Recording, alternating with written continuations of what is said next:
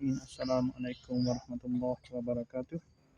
Berjumpa lagi kita dan channel saya. Hari ini hari Rabu 5 November 2025 Masihi bersama dengan 14 Jamadil Awal 1447 Hijriah. 2025 Masihi dah. 5 November 2025 Masihi bersama dengan 14 Jamadil Awal 1447 Hijriah. 1447 Hijriah. Sekarang ni pukul 5.06 petang. Okey, untuk video buat masa ni saya nak review barang yang sampai pada hari ni pada pukul 3 tadi. Tepat pada pukul 3 petang tadi. Di tempat kerja lah. Di atas sana lah dia. Kemarin lah. Kita ada lokasi saya kerja kan.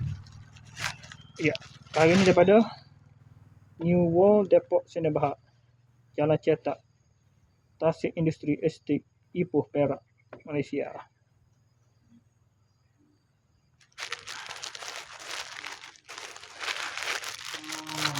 Logo ni West Bank.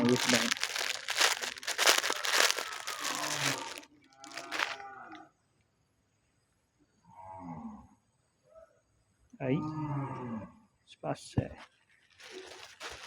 sebelah di atas. Sebab aku ada dua. Ada sosok belah maka. Oh, sebab ada dua.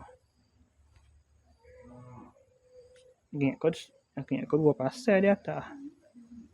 Rupanya sepasal ya. Ujung ada dua. Laki pagi agak ni pun nakal juga. Sebab kalau jual kedai dalam kotak kedai dua yang mana ke? Tengok dua. Ya sepasal lah dia.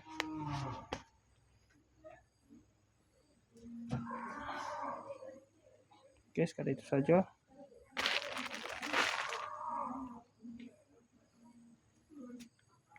Assalamualaikum, jumpa lagi. Bye.